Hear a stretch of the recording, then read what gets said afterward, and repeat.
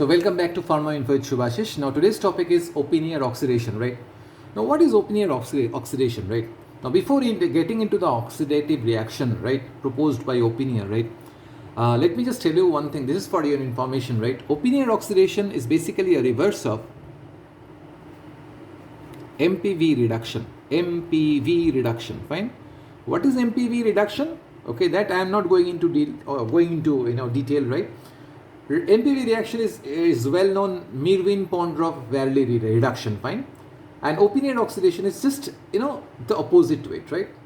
This one is a reduction, this one is an oxidation, fine. Okay, let me just find some other time, right, so that I can illustrate this particular reduction, right? MPV reduction. Now straightway let us deal with the one that we are going to discuss today, that is OPPENAUER oxidation, fine. So what is happening here? So oxidation is found to be the event that is likely to occur here, fine. So oxidation of what? Oxidation of a secondary alcohol, fine.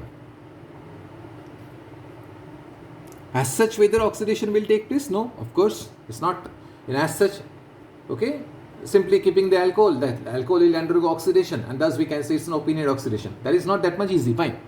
So here in this case, the secondary alcohol has to react with a ketone, fine, ketone.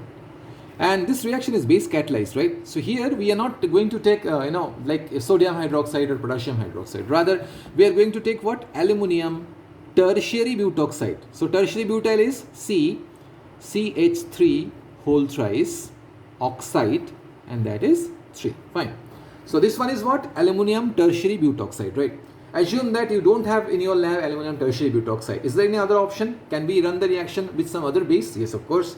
Apart from sodium hydroxide should not be the choice, right? You have to search for aluminum propoxide, sometimes potassium tertiary butoxide. So these are found to be the alternative, what we can say, right? If we are running out of this aluminum tertiary butoxide, fine. Chalo. So this one is what? This one is aluminium tertiary butoxide, fine. So when you are charging a secondary alcohol with this ketone as well as in presence of a base, what will happen? This secondary alcohol will undergo oxidation to form what? Its corresponding ketone, right? And the ketone should be like your corresponding ketone. And what will happen to this ketone? The ketone turns to an alcohol, obviously secondary alcohol, right? Chalo, fine. Now let us just give them a chemical shape, right? Chemical shape. This can be represented chemically, fine. As a secondary alcohol, let me just take R2CHOH. That is an example of a secondary alcohol. As a ketone, I can take the simplest ketone, that is your acetone or dimethyl ketone, right? Or propanone, actually 2-propanone, right? Okay, fine. This remains same like aluminum tertiary butoxide, OCCH3 whole thrice, then thrice, fine. Chalo. So what will happen? It turns to R2C double bond O. As I mentioned over here, that it is the secondary alcohol that will get converted to a ketone. Same thing happened here also, right? Ketone. And what about this, acetone? It gets converted to a secondary alcohol, right? So if I just, give it a shape or chemical shape, how it looks? It looks like this. H3C, it is the central carbonyl that is getting converted to CHOH. Fine? Chalo. So thus we got what? We got a ketone and a secondary alcohol, right? So this is found to be the reaction, okay, that is proposed by what? OPPENAUER, right? OPPENAUER. Thus, and it is after his name, the reaction is called as OPPENAUER oxidation, fine. Now let's move on to the mechanism, right? The mechanism. The reaction mechanism, right? So what is happening here? So initially, there is a formation of an aluminum derivative of secondary alcohol, right? So that means initially, though I have written here secondary alcohol and ketone, right? They must not be the the starting materials, what we can say. The starting material will be secondary alcohol as well as secondary alcohol and aluminum tertiary butoxide. So what is happening? Okay, once I am just introducing both of them, what will happen? There is a development or the generation of what? Aluminum derivative of secondary alcohol, right? So if I say aluminum derivative of secondary alcohol, how it looks actually? How it looks? Fine. As I mentioned, aluminum derivative of secondary alcohol is found to be the first intermediate that is getting formed, right? So now let's do one thing. Let us just put here R2CHOH because this is secondary alcohol, fine. And then let me just put aluminum tertiary butoxide CH3 whole thrice, then I should write 3, fine, here, and then a reversible reaction should occur, fine, and then I am supposed to get what? R2CHO, then whole thrice, then aluminum, right? Because just now I mentioned aluminum derivative of secondary alcohol, right? That means in that very process of derivatization, something has to be lost by what? Lost by the parent functional group, and that is nothing but the hydrogen. So the rest are as such over here, right? Rest are found to be intact, fine. R2CHO is intact, fine. So what happened? There is the development of aluminum derivative of secondary alcohol. That is found to be the first intermediate that is getting formed over here, fine. And what is happening to this? This is getting converted to, H3C, H3C, then whole twice, then C, then OH. Fine. Chalo. So this is the thing that is getting formed, right? Now, this is COH 1, 2, 3. Okay, no. This one is 3, right? Fine. Because otherwise the valency will not get valency will not meet, no? So that the valency has to be met, right? Okay, fine. So CH3 whole thrice and OH, fine. So this is found to be the initial things, right? Now let us just concentrate here. Concentrate here, fine. Chalo. What next? The next is the development of a cyclic transition state, right? So this is found to be the step 1. In step 2, what happened? There is a development of a cyclic transition state.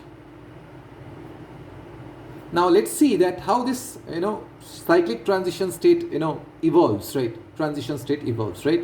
Chalo. So for that we need to bring what? We need to bring this particular intermediate, right? We can say that this is found to be the primary intermediate, right? Which is having enough influence in the subsequent reaction, fine. So likewise, let me just write, okay, I forgot to do one thing.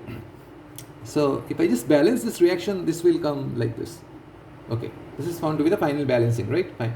Okay, now let's come here, fine. So we have a aluminum derivative of secondary alcohol, right? That has been written in this way. And then now we have to introduce what? The third reagent, that is your acetone, right? A ketone, right? Preferentially, acetone. I'm just writing here like this, fine. Now what will happen? As I mentioned, is cyclic transition state, right? And let me tell you one thing. In this cyclic transition state, what will happen? There is a transfer of a hydride ion. It is the hydride ion that will get generated, and that will serve as a as a nucleophile, what we can say. So it is the hydride ion transfer that is found to be another important occurrence in this particular step, right? Fine. So let me just write in this way, right? Let me just take one monomer from this trimer, R2CHO, fine. Okay, one monomer from this trimer. Okay, for the convenience of presentation, let me do one thing. Let me remove this one, right? Okay. Else, okay. So this is not there, fine. Okay. Or else you may get confused, right? You may get confused. So for the convenience, let me do one thing. Let me just put R2C here. Beneath this, I am just writing hydrogen, because I need to show what I'm supposed to show. I'm supposed to show you how this hydride ion is emerged, and how it is being introduced into the carbonyl carbon. That I'll just tell you later on. Fine.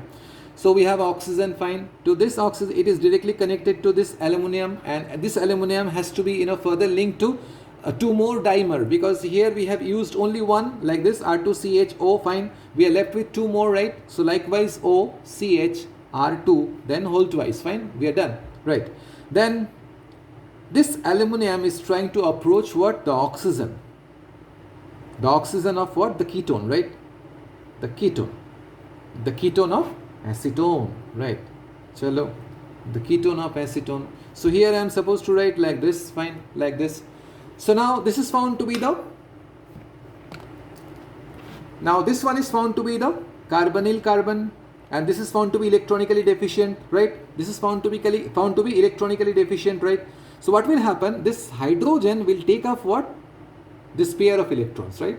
Okay, and try to find or try to approach this carbonyl carbon, right?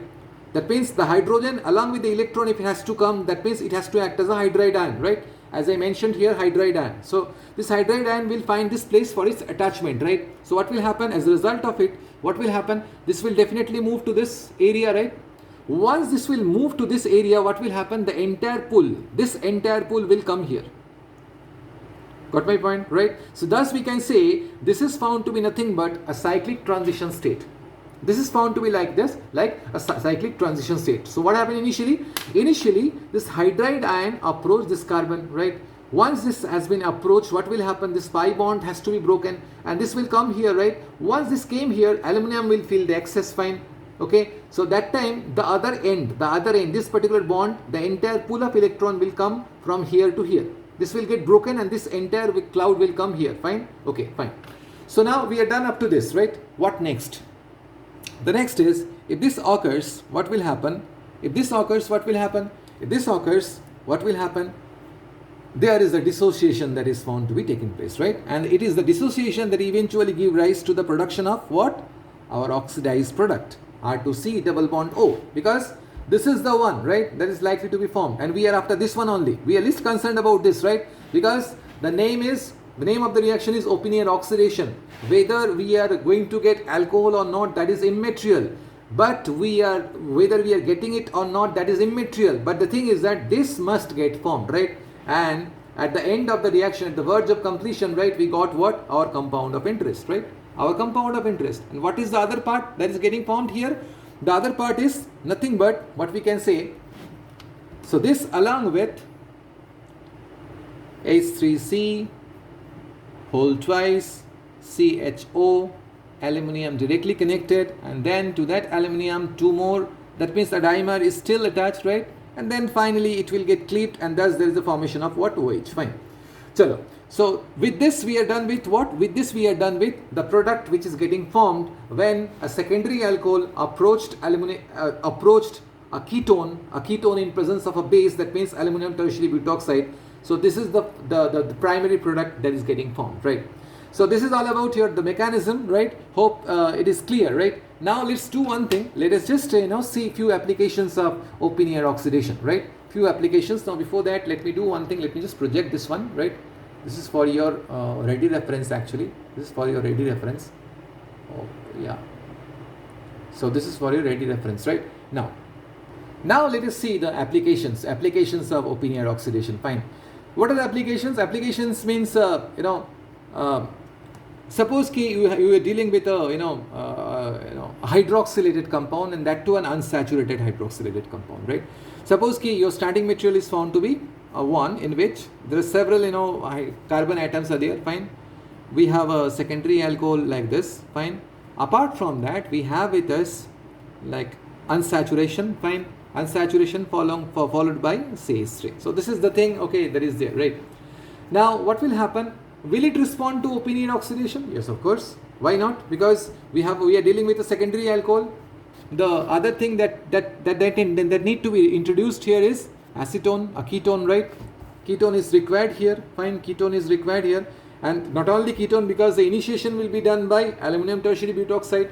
So likewise, you can just write here aluminum, then O, then C, then CH3, then whole thrice, then again whole thrice. Fine. Chalo.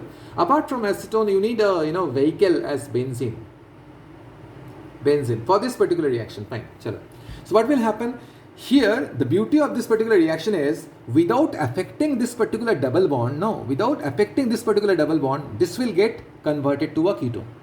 This is the beauty of open-air oxidation. That means whether the alcohol is an unsaturated alcohol, it is not at all bothered, or it will not at all disturb over the double bond. The double bond will remain same at the very beginning, at the same time at the very end of that particular process. So what is the product that is likely to be formed here? The product that is likely to be formed here is found to be like this. See here, the double bond is totally unaltered, right? So this is the thing that we are going to get through open-air oxidation. So if you are running this open-air oxidation, you are quite sure that no, if there is a double bond, the double bond will not get affected, right? So that means this is found to be the advantage of open-air oxidation. Fine, open-air oxidation. If your intention is to just retain the double bond and convert the all into a own, right? So open-air oxidation is found to be the one that you can readily opt for. Fine. Chalo. So now, is there any other, there are several applications of open-air oxidation, especially it is important in steroidal chemistry actually. Okay, fine. Okay, I must mention the importance or the significance of open-air oxidation in steroidal chemistry. Fine. Suppose ki, in steroidal chemistry, suppose ki you have with you the cholesterol, right? You have with you the cholesterol, fine. Cholesterol is second application. Basically in steroidal chemistry, fine. In steroidal chemistry, open-air oxidation is having a huge influence, what we can say, right? Steroidal chemistry.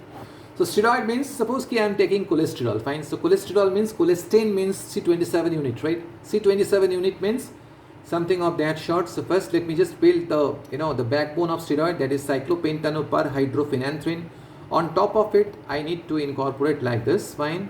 The angular methyl should come into place. And then we have a 5, 1, 2, 3, 4, 5, 5, we have a double bond, and then we have a all, right? So this is basically cholesterol, right? So if I just write here cholesterol, I think that we don't have any objection, right? Fine. So what will happen if cholesterol has to undergo, this open-air oxidation, right? So what will happen? I need to, bring the same base. The base is nothing but aluminum tertiary butoxide, aluminum tertiary butoxide. I can just, write in a short, this is one of the shorter version what we can say, but don't dare to put this in your answer script, right? So this is for our understanding. So this is aluminum tertiary butoxide, right? That is found to be the base, right? Apart from that, we need acetone, though it is coming in the second step, right? But still the importance is there, right? Importance is there of acetone. So what will happen actually here? So it is the, cholesterol that is getting converted to cholesterol, right? Cholesterol means same the cholesterol, okay, same thing in the sense, okay, like this, 2 angular methyl will remain same, only thing is that this hydroxyl is getting converted to a double bond O, and there is a change in the position of what? The double bond. Earlier it was there at position 5, now it came at 1, 2, 3, 4, at 4th position, right? So here also, see, the double bond. So here, as I mentioned in the earlier example, that the double bond will remain unaltered. That means there is no change in the double bond, right? So here also there is no change in the double bond. Only thing is that the double bond is not abolished. Rather, the double bond is there. Only thing is that it has changed its location from here to here, right? That is the only alteration that we observed here. Fine. So this is how this open-air oxidation is important in steroidal chemistry. If your intention is to convert all into a own, right, open-air oxidation is found to be the the reaction of choice, what we can say, right? So this is all about here the applications and all, right? So hope it is clear to you, right? This one is clear to you, and so now with that I'm just concluding this session, right? So this session, and hope you understand, okay, the fact and file, right? So this one is cholesterol actually, cholesterol.